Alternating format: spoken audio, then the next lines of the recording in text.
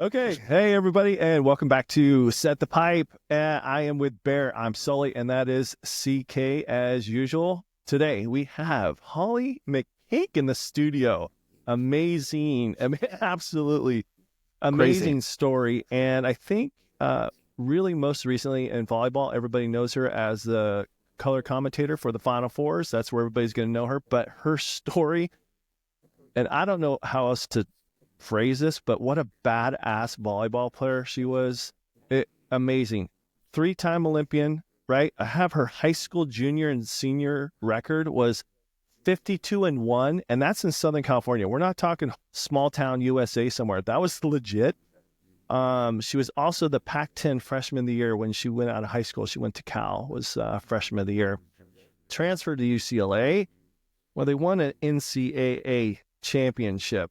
And then she also stayed on to coach. Yeah, was it 1 year, Holly? Just 1 year while I finished. GA. Who was your favorite player on that team that you coached? God, so let me see. There were a lot. Oh, there you go. There were about 20 of them. So I say this all the time, Holly, and Mooney knows this. In my opinion, and I've watched a lot of it, I think they're still top three. That 91 team to me was maybe one of the best women's teams ever, if not one. I still put them in 3 or 4. I mean, they were just electric. They were unbelievable the year before too with USET, but that team with Elaine and Natalie and Marissa and Annette. I mean, I was actually at that match. It was my 21st birthday, the night that they won the national championship that year. But what an incredible story, as Sully was saying about you. So I'll let Sully go in, as I love to interrupt and talk, because that's part of this podcast. Is who I am. So. Well, 1991 was a special year. So once again, Cole, you're surrounded by 1991 NCAA champions. I just thought I'd put that out there for you because I know it just tears you up inside, which is a great thing for me to do. Okay, so after your collegiate career, you got straight into pro beach volleyball, where you just went absolutely crazy. And like we said before, 3-time Olympian, bronze medalist. You had 7 times best defensive player on the beach, and you won titles with 7 different partners. Incredible. We're just shaking our heads on that because we know how important chemistry is, and with the 2-person on the beach, it's so critical. Big court, old school rules too. Yeah, exactly. Big court and small court. Oh, and small courts. You did both for sure. And I think except for 1 year, Holly, you won a title every year that you were on the beach tour. Is that correct? Because there was 1 year they didn't have a domestic tour, correct? I honestly have no idea. But sounds good. My research says you were just that damn good. You won a title every year except 1 year because you really weren't in a position to do so. And to top everything off, guys, and I even mentioned it to you, she is a part of the volleyball. We're not talking Southern California. We're talking volleyball Hall of Fame. We're talking Mount Rushmore. Yeah, there's no doubt in anyone's mind, at least in mine, that you're in the Mount Rushmore of volleyball. What you've done for the sport, what you keep doing for the sport is fantastic. I love, listening to you talk about the game on the TV, and it's been so fun to watch the growth of women's volleyball. I mean, you're calling games in college, you're calling games in pro. It's fun, and you're one of the main reasons that this sport is where it is. And obviously all those young women have you to thank for it. But one of the best parts about you is, I know you kind of remind me of Bill Walton in that way. Is you have so much gratitude for what you've been able to accomplish, and you're just so spectacular with everyone that wants to come talk to you, that wants to be a part of the sport. And Bill was like that. I always liked that about him. He always had time for everyone. He did. And so do you. So thanks for taking the time to talk to us. And thanks for growing the sport and doing what you're doing for all of volleyball. It's incredible. A lot of people play a sport or, accomplish something that they do for so long and then walk away from it, which is definitely okay with that, right? Yeah. But, you've immersed yourself in it and you continue to do so to help evolve it. So how does it feel to be Holly McPeak, and what do you want to see the sport continue to grow into? Gosh, it's been such a journey. So, my indoor career, my beach career, and then my TV career. It's like these different chapters of my life, and the sport has evolved in so many incredible ways. The speed with which they play, the physicality of these athletes. For me, it's hard to say, 91 can compare with teams this speed, now because they're so fast. Yeah. They're so fast and so dynamic. Fast, different rules. Yeah, but I mean, I don't want to take anything away because those were some of the greatest teams of all time.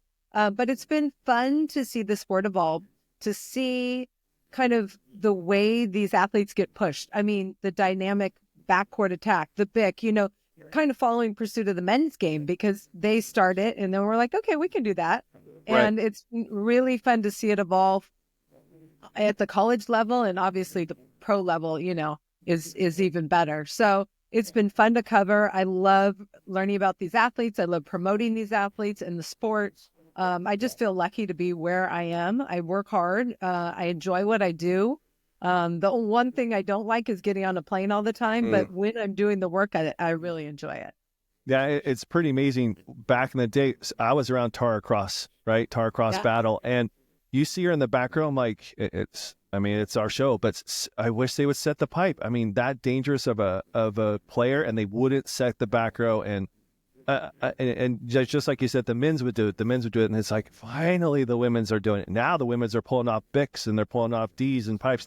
It's amazing. That's just than the last couple of years, but man, it makes it so much more dynamic now. And the defense behind it, digging balls, it's just not, from the outside or high off the block. You're having girls coming in Bics right over top of a one, and it's so much fun right now. It's so much fun. The different types of offense you can run. I mean, there's some teams at the pro level trying to run pops and glides and, so it's starting to kind of bleed in to the pro level, and that's going to affect the college level. But it's so fun to watch, see these athletes push their game, and these coaches, just pushing the level. There's so many good coaches across the country, and that's been kind of a hot topic this week. All the coaches retaring. Yes, Mary White's today. Retired today, John Cook, and then we're seeing coaching changes. To be honest with you, don't know if I'd want to be a college coach these days. I love covering it. It's so fun, but with the NCAA rules the way they are, and the NIL, and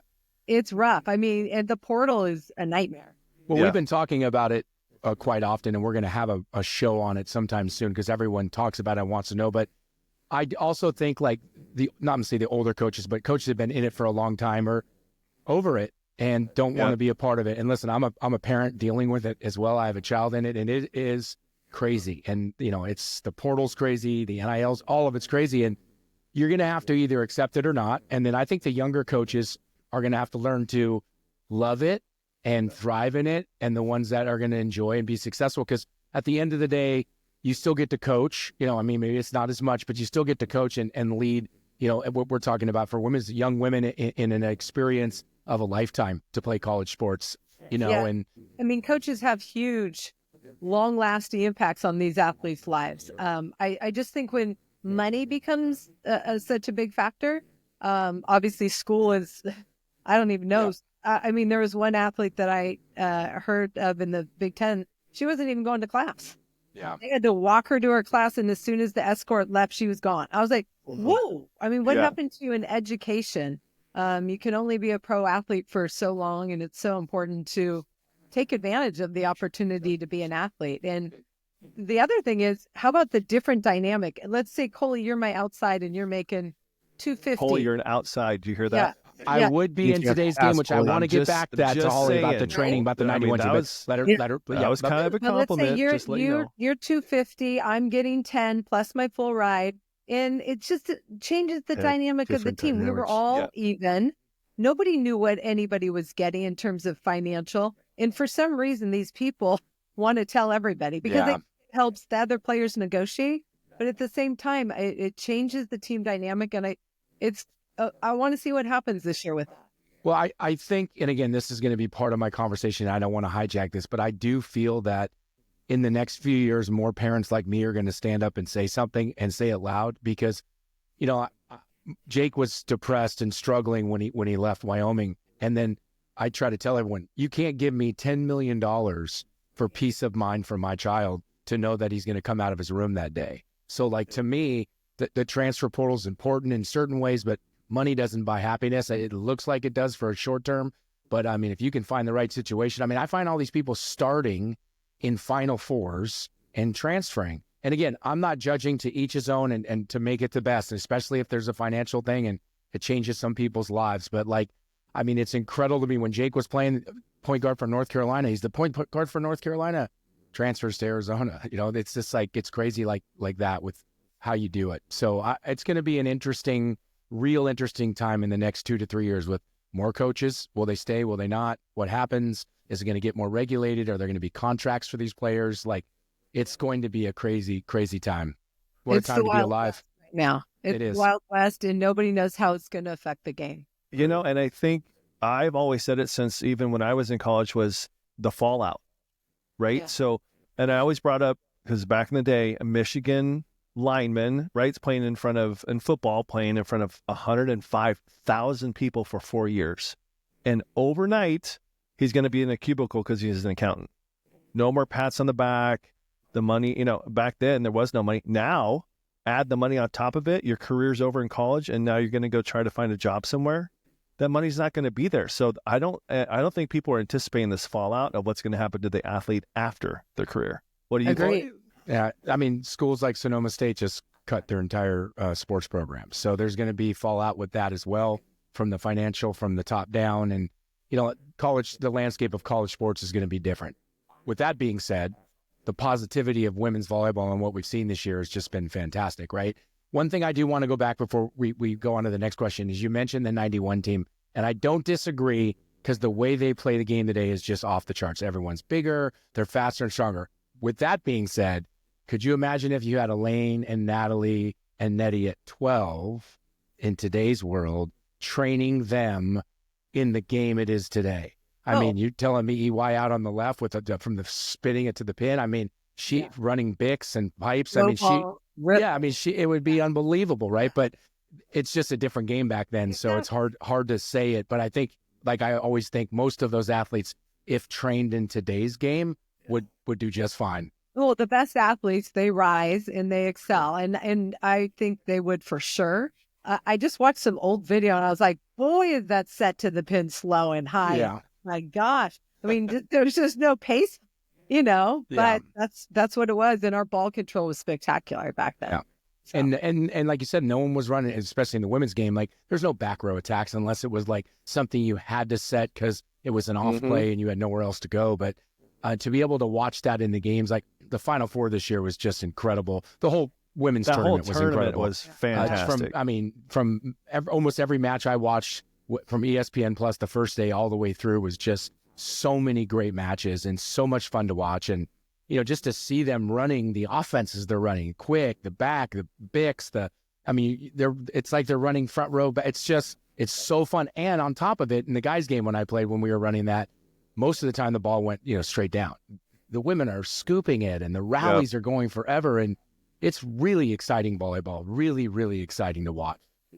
Yes, I agree. And one of the other things that I noticed just from watching old tape is we used to like static block. I mean, we weren't swing blocking. I mean, that came on like as a regular thing for women's volleyball after 2000. But I mean, it's just so much more dynamic. That's why you don't see as many combination plays. But now we're starting to see them a little bit more where they're trying to overload one side and run some combinations, but not that much anymore because that was the thing that we used to do a lot. Right. You got your X's, your back X, all that kind of good stuff. I still think it because they're so athletic now and quicker. I think they can implement all that kind of good stuff. And you talk about the men's game, we did it all the time. So that's where like a Jarrett Elliott comes into play and Eric Sullivan comes into play and implements that within their offense. They're winning national championships now, right? But now, including the back row attack. Won a few already, so but but like they're setting the pipe and all that kind of stuff. It's just I would say within the last 5 years. I mean, argue with me, Holly, but the offenses and even the blocking schemes now are way, way above what it has been in the past. Not even close. And it, like I said, it's so fun to follow. I mean, yes, I analyze the game, but I'm a fan. I love the stories. I love the different programs and different styles and so many incredible athletes that are well-spoken and good role models. And, I just love that part of it. Yeah, it's such a great sport. Such a great sport and great culture. We talk about it all the time. I'm going to add something that I did 2.5 years ago, and Holly needs to see this just because. By the way, my wife has a crush on Holly McPeak. Always has it. Apparently, that's what she tells me. I just decided to share that. Here we go. So this was 2022. I do have to give a shout out to Holly McPeak. I absolutely enjoyed her color commentating on ESPN networks. She did a great job. There are others out there throughout the whole season that are just getting their feet wet with our sport, and they don't study our sport. They don't get the language. They don't sit down with the coaches or the players to understand our game. She did such a great job with talking to her audience. And who is that audience? People that love volleyball, people that are actually interested in volleyball. These aren't new people to the sport.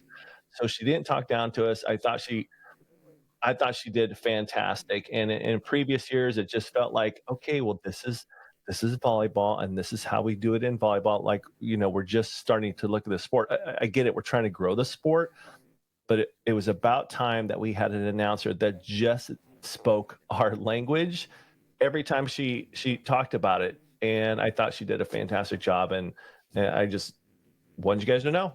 Oh. And maybe one day I can get that interview with Holly McPeak. And if you don't know who she is, please look her up. Oh, what a stud. I love it. Now we take a look at this second. Yeah, that was a long time. Makes me feel really good because, I don't get a lot of feedback from volleyball people. Oh, brilliant. So that really means a lot to me. I mean, I care. I try and talk to the people like I want to be talked to. And right. And that's really how it comes across, Holly. And that was 2 years ago. So, and I tell these guys all the time before. One. What's that? That was my first national semifinal and final in 22. Yeah, and it just showed you were so genuine. I was just just talk to me about my sport, talk to me what's going on, and it just came across so authentic. And I'm like, about time, please, everybody, male or female, it doesn't matter. Listen to Holly. And I mean, like I heard one from Prosser, right? You guys know Prosser, and he did Long Beach State, and I didn't know who he was because he didn't say his name. And I got a hold of somebody at Long Beach State right at that moment. I'm like, hey, who's doing the live feed right now? I'm like, because he's so good, because he's talking our language. And it was great. So I just hope people follow your blazing trails here, Holly, because it was brilliant. Thank you. What's funny about commentating is everybody thinks they can do it. And I'm not saying they can't, but they think it's just easy. And there is a study to it. I mean, I started a long time ago and I was bad. I didn't know what I was doing. I didn't know timing. I would use the same words. I mean, there was a lot of stuff, but you don't know what you don't know. Right. And then the more you do it, the more producers you work with, play by play. I work with a coach too who helps me. But yeah, it's a lot of work, and to be done well, it's not that easy. It does take work. A lot of people come up and say, "Oh, I love what you do. I can do that," and I'm like, "Okay." Right. Yeah, thanks. I was fortunate enough to do radio for UNI, Northern Iowa, and Bobby and I go way back, and they let me do that when I was in town, and people would say the same thing. Oh, I can visualize it. I can visualize what's going on and the language that you use, but to do it on air and live and on TV, like I said, you're really setting the stage for everybody else. And it's a very high level, but that's, in my humble opinion, that's where we need to get to, is to be the next Holly McPeaks down below you. So just fantastic job. Thank you. I try and mentor young women athletes who I think have a good work ethic, want to do it and do it the right way. There's been some that I can tell don't have the work ethic. Yeah. I mean, I give them but it shows. Yeah.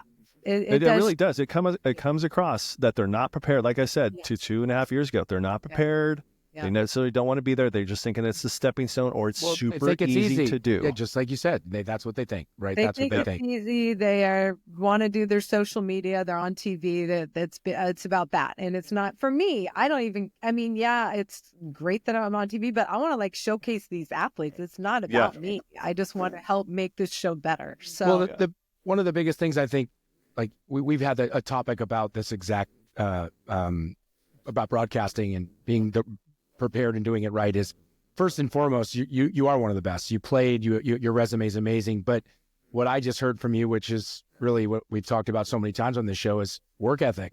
You want to be good. It's not easy to do. You have to practice. You have to learn. You have to study. You have to pay attention to who you're going to go do the match for. And it's not like just showing up and going, oh, 13 is Kaiman. Oh, Kaiman with the kill. Like, you're doing research. You're working hard. You're talking to the coaches beforehand. You're maybe watching a couple games beforehand, depending how big the match you're calling is.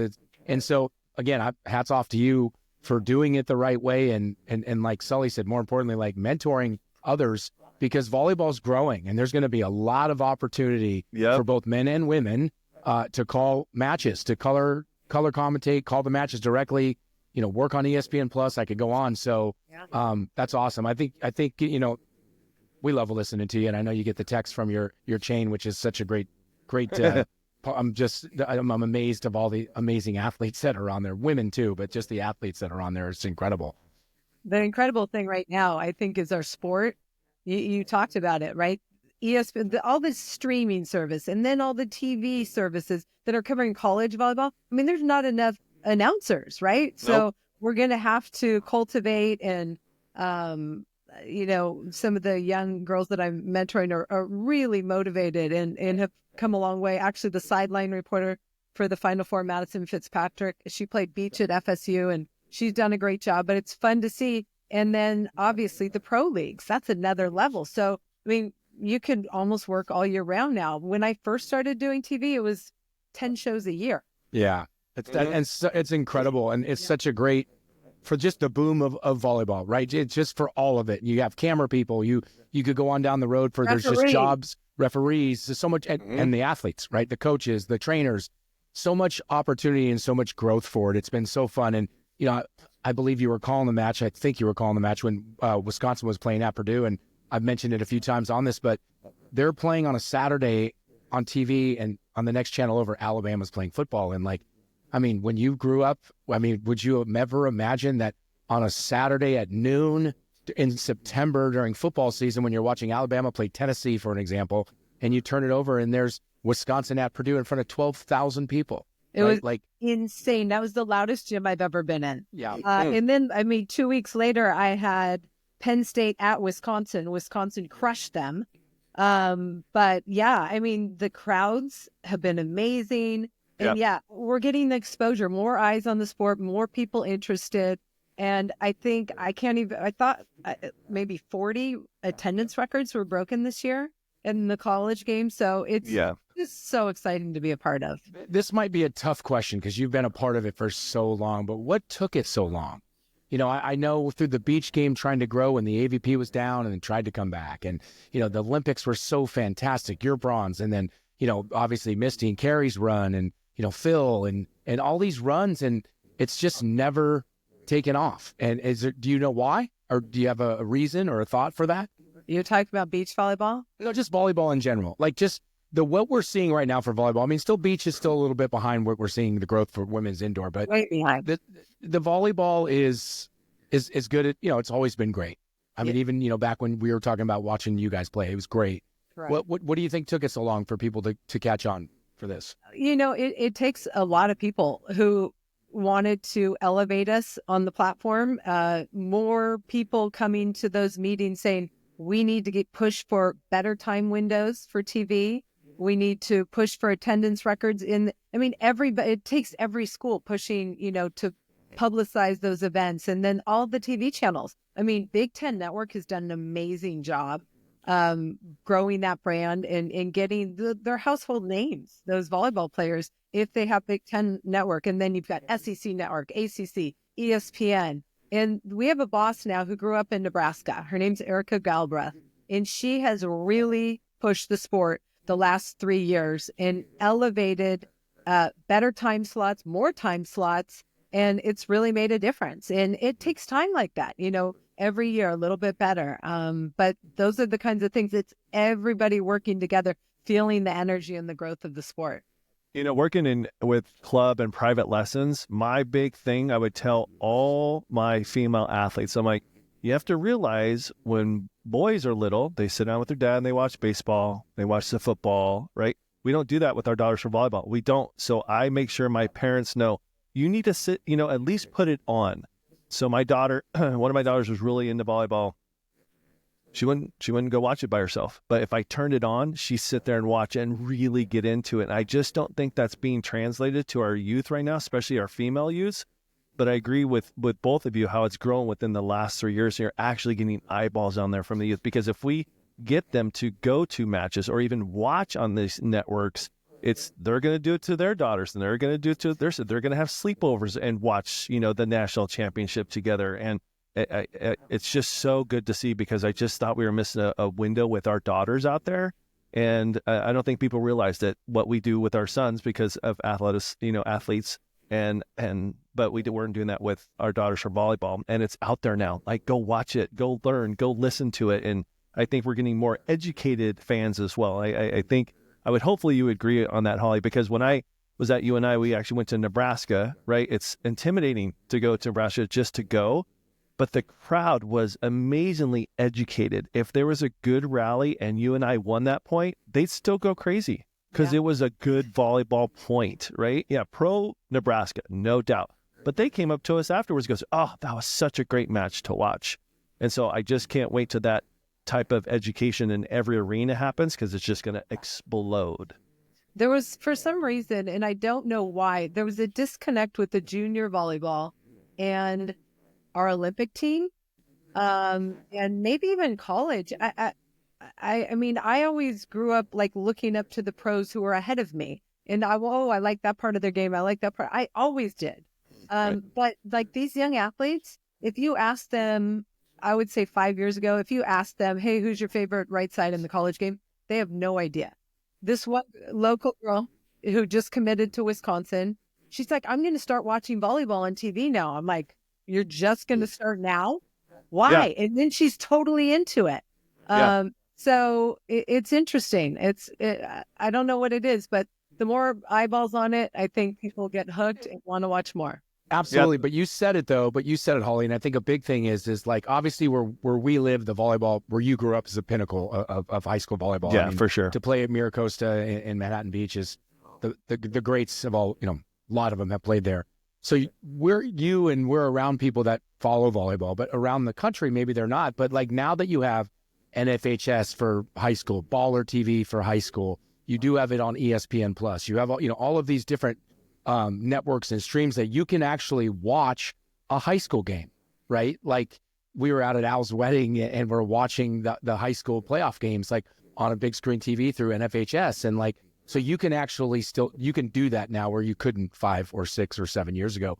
So I do think that's maybe a reason for some of the growth. And I agree with you both. Like, these young kids should be like paying attention to who is the best player out there right now, because that's who you're striving to be. Yeah. Right? Yeah, I this is how Set the Pipe started. The concept of Set the Pipe. I was at a qualifier for juniors, and who walks by? Jeff Stork, right?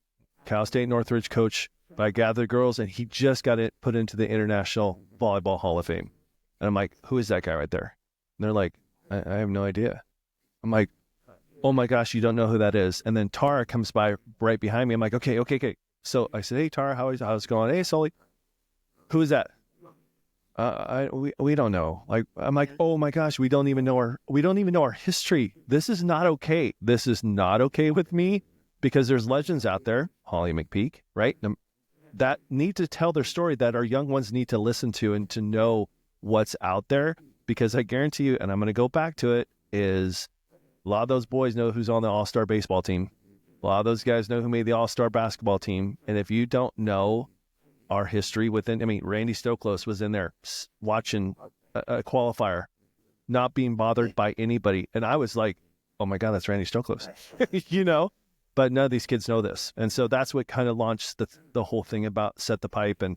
And yeah, just with your announcing career and you actually mentoring, Holly, that's huge. For me, that's huge, because you're the best out there right now. So that's great to hear. I really appreciate that. I've always mentored because I think it's really important. One, I'm confident in my own abilities where I'm not afraid to lift people up. Coaching wise on the beach, even when I was playing pro, I mentored some young beach pros who were actually my competition, but I thought they had really good potential. I liked their work ethic, and it was fun. I enjoyed that part of giving back. And you know, a lot of people ask, hey, how do you do what you do? And I'm like, well, if, you know, it's a lot of work, there's not a lot of opportunity, but if you can get in and you have the right work ethic, you know, there's definitely some potential now, obviously more opportunities than ever, but work ethic, being willing to learn, you know, that's the hard thing. Like, do you really want to do the work? I mean, you can't just show up with a roster and say, okay, here I am. Right. People do that. And I feel a lot of people are doing that. And that's where Coley and I, we got into a nice exchange about the announcers. And I'm just like, I just want the level of announcing to go higher. And because it's time. And I get it. Maybe you don't know about volleyball, but you're in the broadcasting school. But don't do my sport the disservice, please, you know. And I even went so far to say, I even think like the GAs, assistant coaches out there, need to go meet these broadcasters, sit down with them for an hour and go, this is how we talk about it. You know, this is the right language that you use because it's my sport. It's my sport. And I want it taken care of. So, and I get it, right? These guys are up and comers, but still, if you put the work in and prepare, like you say, you know, I think it'll get better and the more opportunities will be there. But hey, Barry, we discussed a couple of questions that you wanted to go over. Yeah, Holly, it's an honor to make your acquaintance. Okay, it's awesome to have you on this. Hey, so you were known when you were a player that you were pretty fiery, very competitive, and quick. So I'm wondering, was that just natural with you, or did you you're talking about work ethic? Was it coming from your work ethic, or how did all that come about? Your quickness and your competitiveness and your fire? Well, I have a twin brother and a younger sister. So I grew up competing my whole life and with my brother and his friends. So I had to, you know, play hard in whatever sport we were playing. I think I was naturally quick and athletic, but when I realized how undersized I was trying to play the sport, I started doing the extra work to be more dynamic, to do the box jumps, to do the weightlifting, to do whatever I had to do to compete against the bigger girls. And I obviously, it would have been nice to be 5'10". I'm not. So, okay, this so is what I how have. tall are you actually? Are you 5'7", or is that on a good day? Yeah, let's come on. I'm 5'6" and 3/4" to be perfectly honest. But when I was being recruited, I think I rounded up to 5'8" or 9. And you're wearing shoes. They're at least an inch and a half. They really are. And that's what you play on in a court. Right. And my whole thing was, you know what? If a coach comes to see me play, it doesn't matter how tall I am. He's going to see that I'm a winner and that I can make the girls around me better. So that was my thing. So I'm like, I didn't care about lying about my head. So being a mentor, like you're talking about, what would you tell the girls that maybe are a little undersized that want to play volleyball? What advice would you give them, or how would you mentor a smaller girl? Well, look, anybody can do whatever they set out to, but obviously it's more challenging when you're little. But now we have so many incredible role models. I mean, you've got Charity Looper, you've got Lekator Member Mena. I mean, these players are 5'7", 5'8", playing at 10'8" on a women's net. That's incredible. I mean, so dynamic. So there's lots of smaller role models that have done it before. And so I said, look at this player. What can you do that will set you apart from other players, right? For me, I was like, look, I'm going to be the best defender. I'm going to be the best setter. I'm going to be the best server. I'm going to have every shot in the book, and I'm going to outwork everybody. And that was kind of my, value proposition. So I tell people, look, if you are short and you really want to achieve these things, you're going to have to work way harder than everybody else. And if you're willing to do that, you can make things happen. Oh, very good. Great. That's a great lesson for everyone listening. By the way, make sure you hit subscribe for Set the Pipe. But Holly couldn't have said it better. I mean, she is on the Mount Rushmore of volleyball, and she's there for a few reasons. But one of the big ones is work ethic. And you just have to outwork people. And if you want to be great, it doesn't matter what you're doing. You got to put the work in. And that's really what it comes down to. So awesome. Just so awesome to hear. Yeah. So going on to the next stage of, because we'd love to have you back, because I would love to really go over your pro beach volleyball career, because you can't tell me there's not stories there that now you can tell publicly. Some you can tell, some you can't. Look at that smile. Loving that smile, by the way. But we will keep it to just this Set the Pipe show. The PVF, love. And then the new one's coming out right next year. Give us your take on that, because I mean, I think you're contracted, right, to do the PVF, right? Is that correct to do the announcing with Paul Sutherland? Yeah. So right? So but where do you see this landscape? I think it's great. You've got a unique position right now. I'd love to hear your take.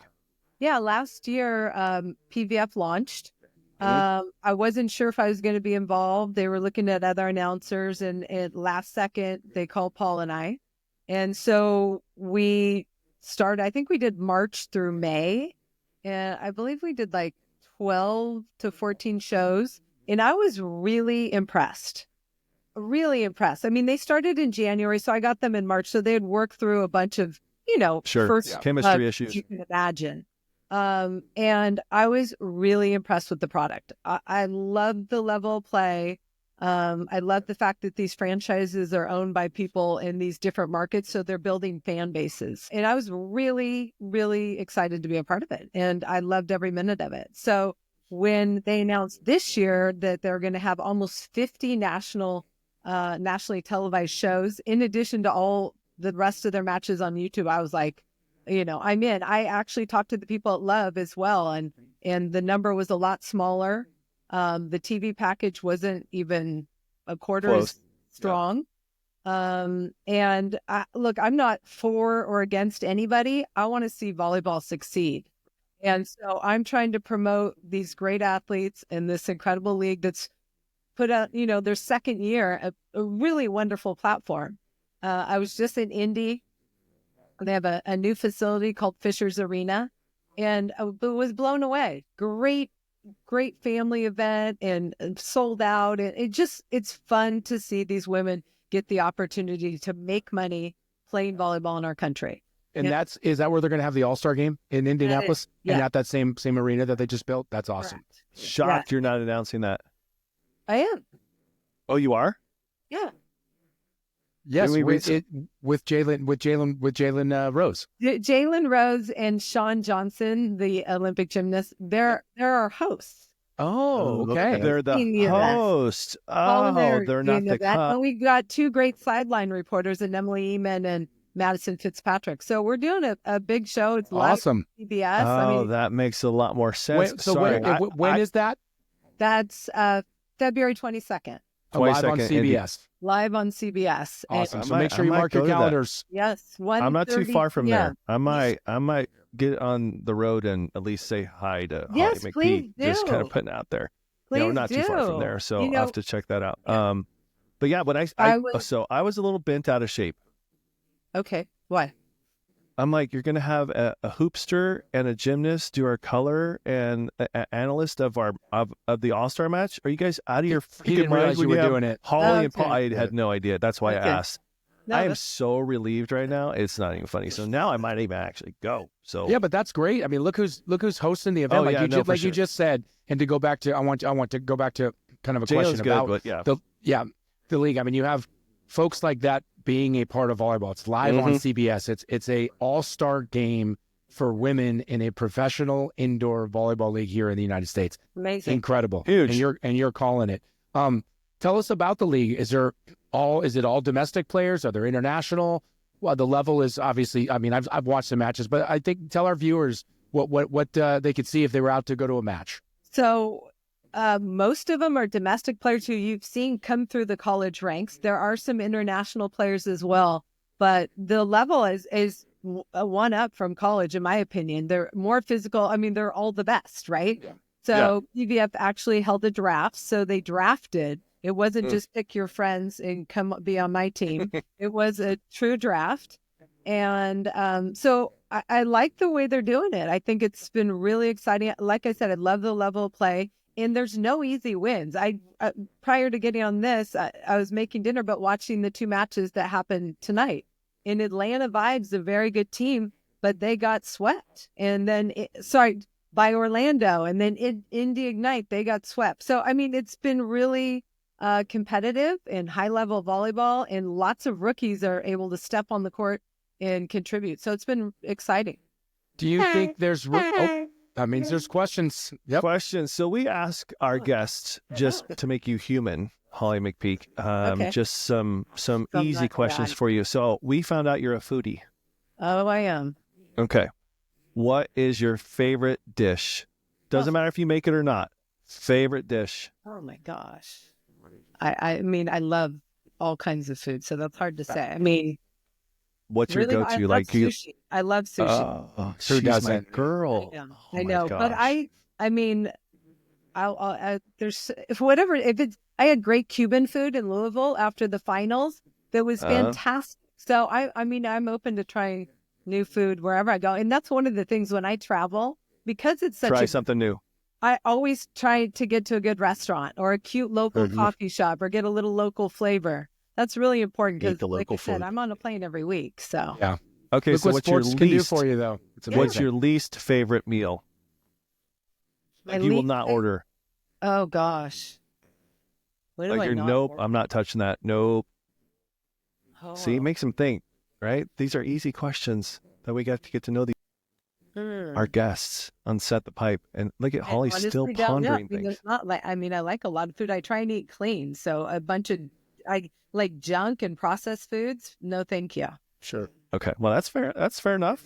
So my Girl Scout cookies that I was eating right before probably isn't really good. Well, you know what? I can't even have those in the house because I have the sweet tooth. So I don't in my house. I'm the same. And we, like I said, we haven't had them for a couple of years, and Mooney ended up getting them because of a neighbor. And I've already eaten like probably 2 packs. It's unbelievable. Dangerous.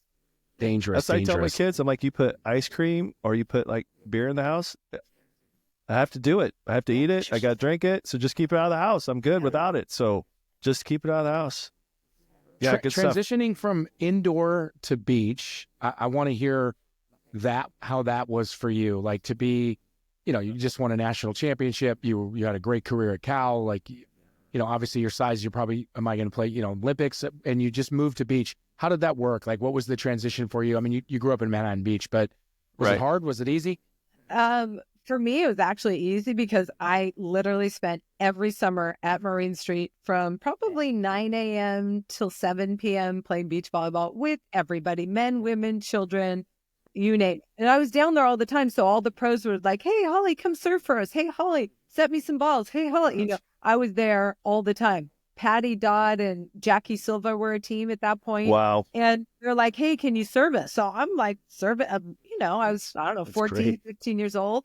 So, I felt like I was pretty confident in the sand. And then after college, it's like, the politics of indoors, like, you're too short to play at the Olympic level. And I was like, I don't care. I'll go play beach because nobody could tell me I couldn't play or win or whatever. So it was an easy transition. I had no money, though, to travel. So I did use my student credit card to buy my first plane ticket to play with this girl, and actually won my money back, which I was pretty happy about. But I was very confident because I had that background growing up on the beach.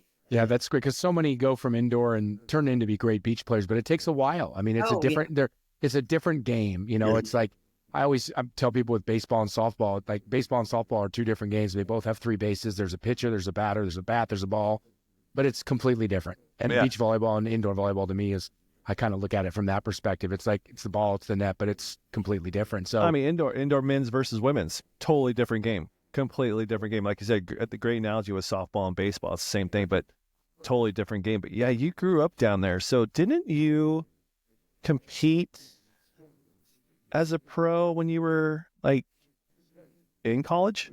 Well, it's weird. In the record books, it's like I played in a pro tournament when I was in high school. So, but there wasn't anything else. Everyone's like, oh, you play A's or double A's. I'm like, no, I just play.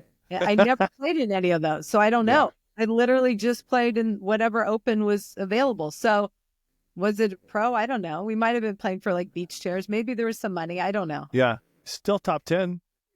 Yeah. Hello. Yeah. I mean, I was good. I was good. Yeah.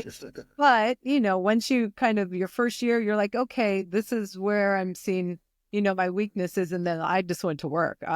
Off season, I got stronger. And then, I'm one of those athletes. And even when I coach, I focus on the weaknesses. And some people hate that. Some people get it. But the better you are at the stuff you're not good at, your whole game comes up. So that's how I am as a coach. And I think the athletes who I connect with know that I care about them and know that me seeing their weaknesses, and we're going to make them better. You played with some of the most competitive people ever. I mean, Elaine Youngs. I mean, but you're the exact same though, right? So if anyone was going to ever talk about you or who we're going to pick up, you're one of the most competitive people I've ever met, watched, seen compete, and that's what makes people great, and that's why you're great. But I'm not going to put you up to say who's your favorite, partner you ever play with, because that's tough. But like maybe rank 1 or 2 or 3, like the most competitive you've ever played with, or the ones you enjoyed to play with. Well, I always say that Cammie Chiarelli was one of my favorites. Oh, Cammie. We know Rocky and Cammie very Nobody was more intense. She would drive up. She had 2 little kids at home. I was 23. I didn't relate to that at all. She would go hard for 2 hours, go home. But like all out. That girl could compete. She was just so intense. I loved playing with her. EY was a great competitor. Nancy Reno was a fantastic competitor, a little nutty, but a great competitor, a fantastic athlete. I mean, nobody was like her in terms of long and athletic and great hands, and she could play defense. So yeah, there's so many. I played with so many people who I really enjoyed, but those are some of my favorites. Yeah, awesome. Oh, and I forgot Misty. Yeah, she was okay. Yeah, she's all right. She turned out to be a decent volleyball player. She turned out to be all right. Yeah, Misty and I, in 1 year, beat all the other teams who had 2 years to qualify, and she was the blocker.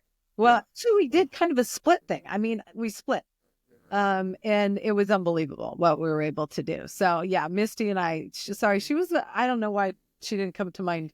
It's okay. She kind of grew up like you did, though, as well around the game, right? So like when you get that opportunity, you hear about it in other sports, but like you and her both got that chance. Like you just said, you're down at Marine Street every day playing volleyball with the pros, like the best of the best, and learning from them, watching them, seeing them compete, and she got to do the same thing. So I mean, what a career! Just listening to you talk about the people you've played with the women you've played with is incredible.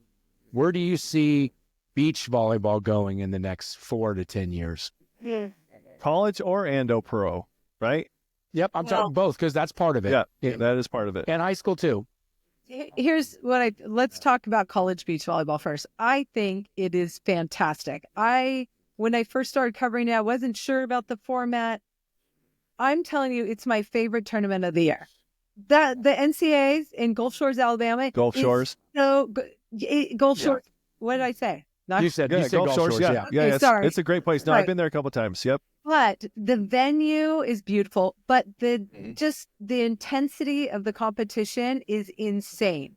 And the problem is our sport's only on national TV one time a year. So nobody knows the format, nobody knows the schools, nobody knows the athletes. So my dream for college beach volleyball is to get more duels on TV so people know the athletes, understand the format, and understand what incredible athletes these are. And if that, when that happens, our sport's going to explode at the college level.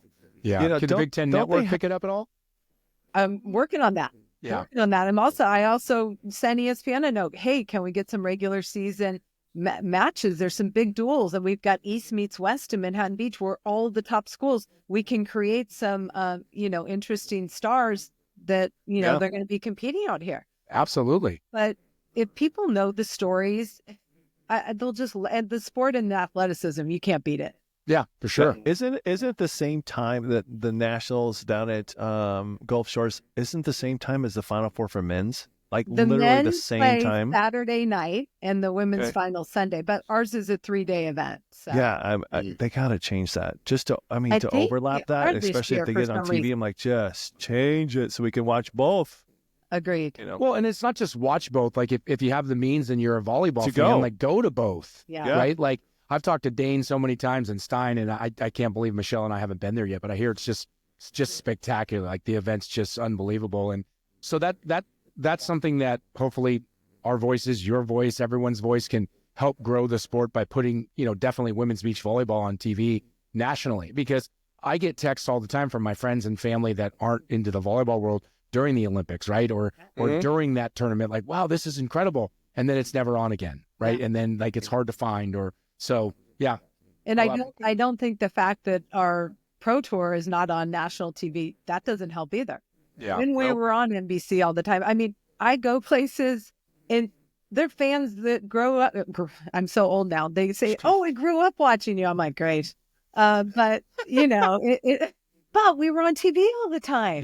Yeah, So many people saw us, and I think that's the platform. You know, at the pro level, they've got to figure out how to elevate the platform, the sport, our sport in terms of the grassroots and the feeder system to the pro level.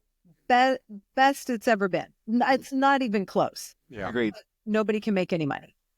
They can't make any money. There's maybe 2 girls, and I mean, depends what you think, you know, what you live on, but you can't make enough money. Well, hopefully that, you know, we've been talking about this forever, you know, but since the glory days of the beach volleyball on NBC and those TV days, is trying to get it back to where people are watching, because the game is so fun to watch, and the athletes are incredible. The storylines are great. You know, the culture of volleyball is great. Like everything, it's just like, you know, if you're going to go to a Purdue in October and there's 13,000 people watching Wisconsin in women's volleyball, you've got to be able to get a decent crowd somewhere to watch, you know, a pro beach volleyball tournament and put it on NBC, CBS, ESPN, you know, something, even a streaming service, an Amazon or you know, but again, I'd rather see it on national TV if we could. It has to be. I mean, we want to grow. We want to get new fans. We already have our volleyball fans, right? They're going to watch it wherever it is. We need the other people.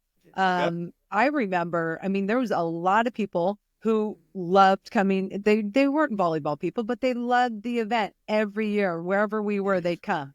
But we need like a national media partner to partner with whoever our pro organization is. I mean, what they're doing now with the league, that really, you know, it's not on national TV, and it limits the amount of athletes who can make money. And, you know, it's rough. It's rough. Yeah. Well, hopefully that'll change. And, you know, I don't think, you know, just with what we've seen with volleyball over the last couple of years, like we talked, we have a guest coming on. We're releasing the pod tomorrow for Coach John Hawks at UCLA, and we're going to that match tomorrow night. Yeah, you know, UCLA Long Beach, like that's going to be sold out. The tickets are expensive. So volleyball's growing. People are excited to see it. And I just can't believe we can't get pro beach men's and women's volleyball out to the masses after all of these years, with all the gold medals, all the medals, all the fun, all the great rivalries from back then, to from you to Carrie, Missy. I could go down to the athletes today. Randy. I mean, I grew up with that. I grew up with Javi Dodd, Sinjin Randy, and then Paul Sunderland and Chris Marlowe. Yeah. Prime ticket. Crazy. Like every weekend. And like wherever they went, everybody knew that. That's the power of TV.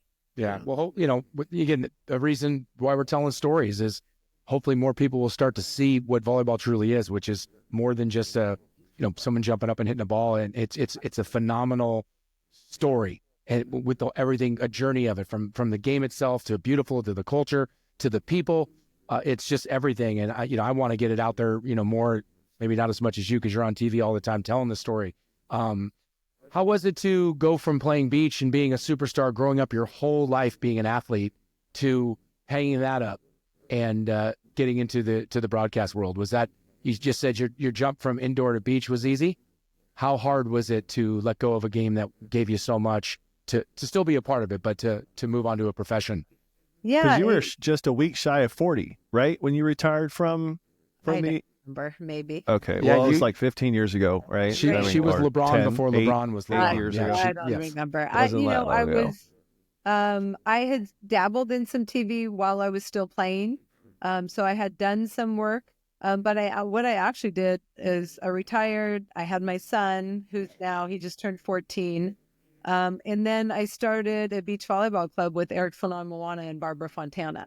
And so there was a bunch of coaching and mentoring of beach volleyball. And I really enjoyed that. Bunch of hardworking athletes. And I got to see them all compete through college. So it was really fun. Actually, a pair of twins, Audrey and Nicole Norse from Newport Beach, They just won their 4th NCAA title at USC, and I got them when they were 14. So, wow. I mean, it was so cool. I got to cover them their entire sport, and now they live down the road from me. We're having coffee tomorrow. Oh, that's awesome. Like those kinds of connections and relationships that people I've mentored, those mean a lot to me. And I think, so that's kind of, I did that before I went like full into broadcasting but I also think the opportunities have probably quadrupled in the last couple of years. Yeah. So we'd love to have those two on the Set the Pipe. If you think this is a great show for volleyball, I mean, if you're having coffee with them tomorrow, just drop them a little line. But Coley, Bear, who's up on the next question? Bear is. Okay, so let's see. What's your favorite band? What kind of music do you listen to? What genre of music do you prefer? Oh, that's tough. I mean, my husband jokes. He's like hip hop Holly. But sounds like Mooney. That's all right.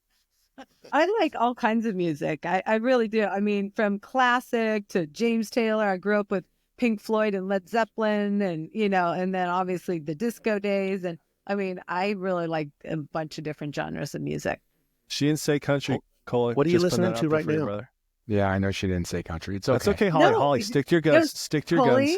Coley, every time I land in the Midwest, country on my radio, and every time I'm like, I love this. I appreciate that. And I also do Peloton rides to country all the time. I do too. Like I have a really broad range of music that I enjoy. And like Bear, to answer your question, gosh. First of all, did you guys watch the Grammys? No. Amazing. Oh my gosh. I did not. I don't know who any of those people are, and I loved it all. So the show, I mean, that's why I love watching it. I know Shabuzi, I love that song. So he was fire, but so I have a broad range of music. Okay. Yeah, the performances are great. He's fire. Oh my gosh, my kids are gonna love you. She just said he's fire. That's great. Oh yeah, she mentors. Come on, she mentors. She has to be. Yeah, I get that. I totally get that. The slang that I learned from my young girl. I have this one girl who's like, she says stuff. I'm like, what? What are you talking about? She's like, I ate. And then when you what? You ate, or that. Yeah, no, I try to pull that off, and my kids are just like, can you not, please, Dad? Yeah, so like, fall in that category. They're like, yeah, exactly. So that was 10 years ago, Dad. What are you talking about? You're like, okay, well, help me out. Cole, you got one for Holly while we're on the roll here, buddy? No, I don't actually. I've been asking her questions all night, so I wasn't prepared. I'm sorry. Hey, we'll have to it's edit okay. it So out. Holly, 72 career beach titles. It's a lot. Is there a sweetest one out That's there? amazing. I think they were all sweet, and the reason I get that, why they but were all sweet is because nobody thought I could win one.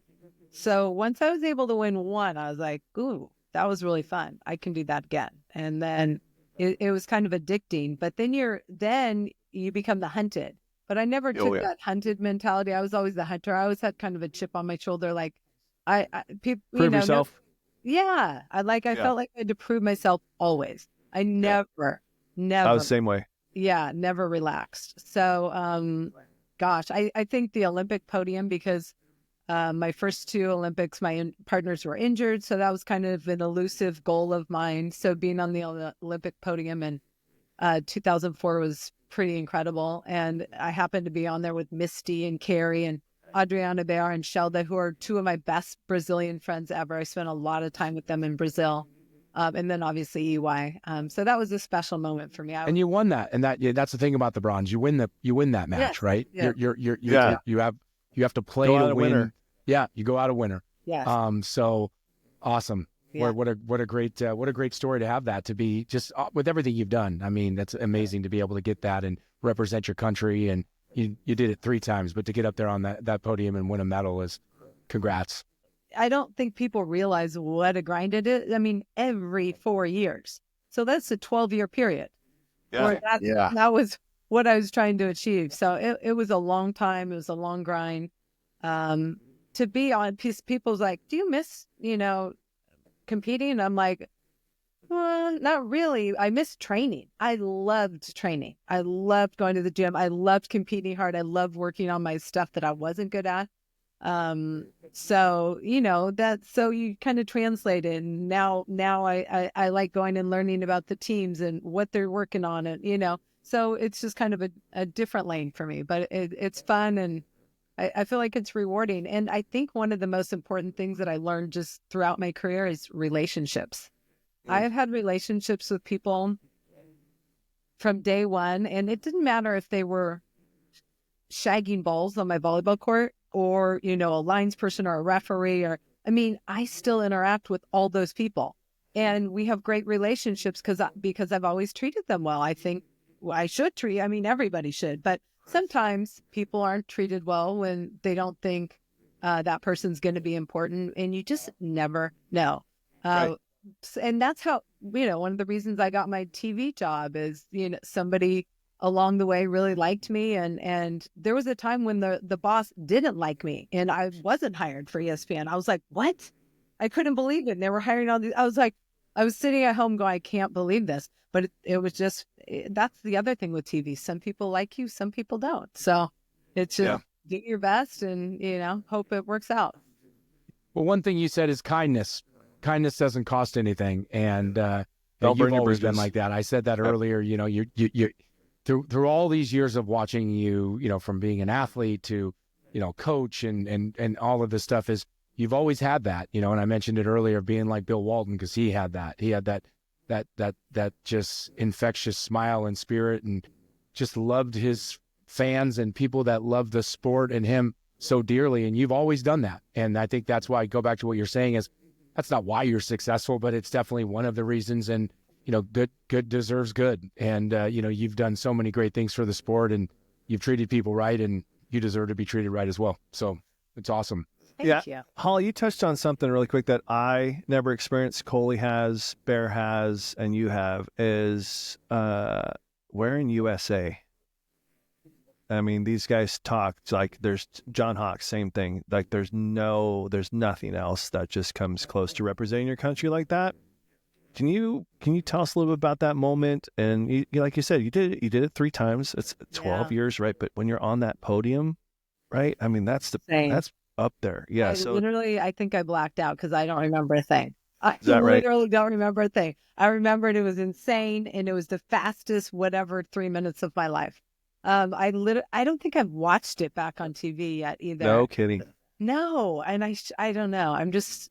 It's in my heart. It's in my mind. I know. Well, we're going to play it at the end of this show. Yeah, I'll find it for sure. We're going to find it and attach this thing. Yep. Oh my gosh. I think I cried, and then I just can't remember the rest, but it was incredible. I think it's such an honor.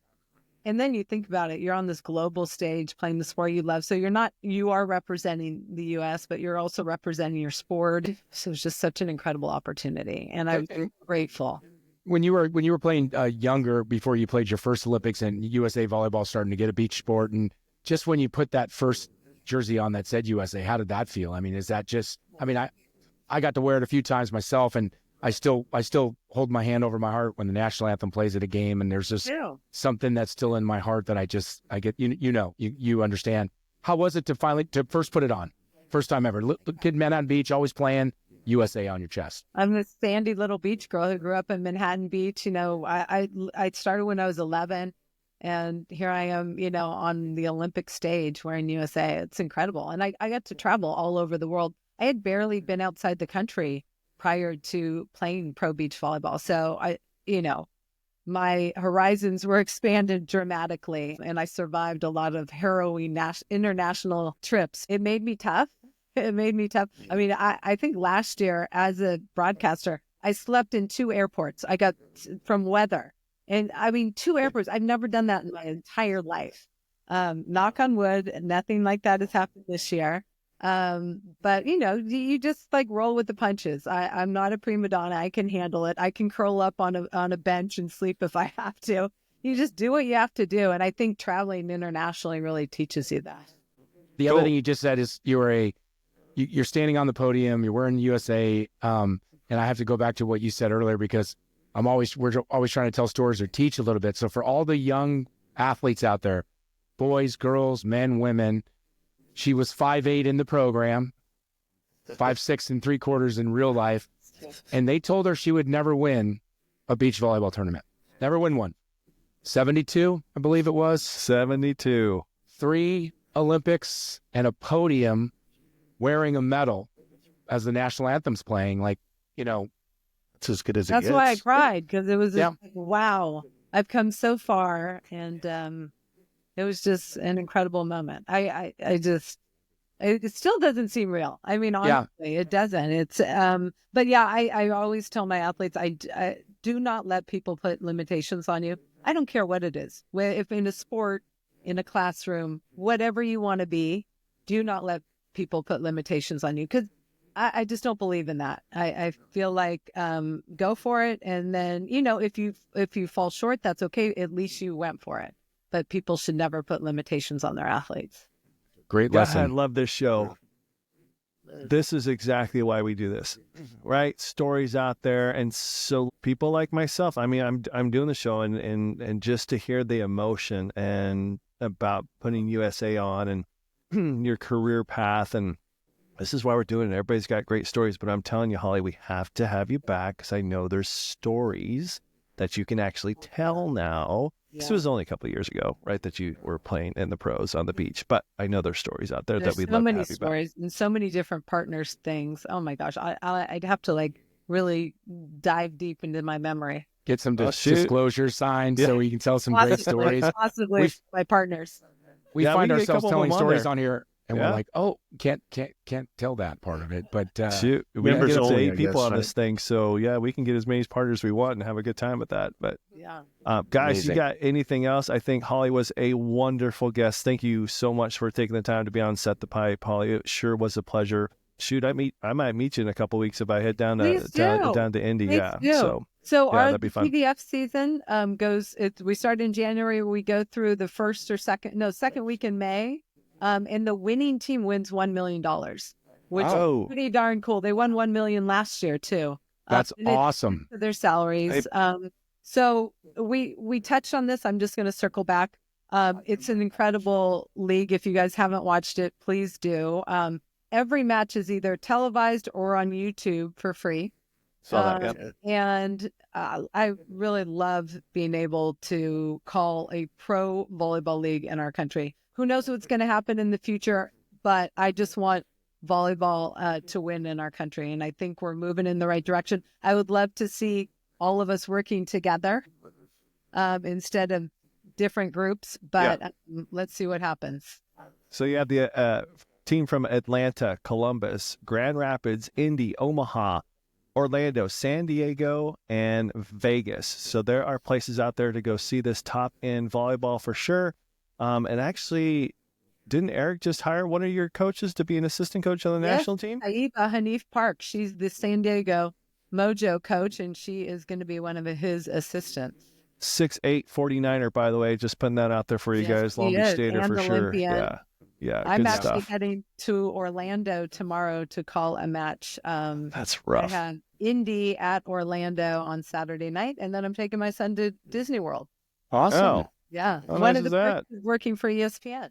Yeah. And you should be doing that when you travel. That's the best part about it. I mean, you work so hard, you grind so hard, get the opportunity to see the fruits of your labor and some great places in this country you get to do. And I'm sure you'll find an unbelievable food place to eat there too. Oh, yes, I will. Yeah, the foodie that she is. Yes. Cool, Holly. Thanks so much for being on Set the Pipe. Spread the word if you'd like to.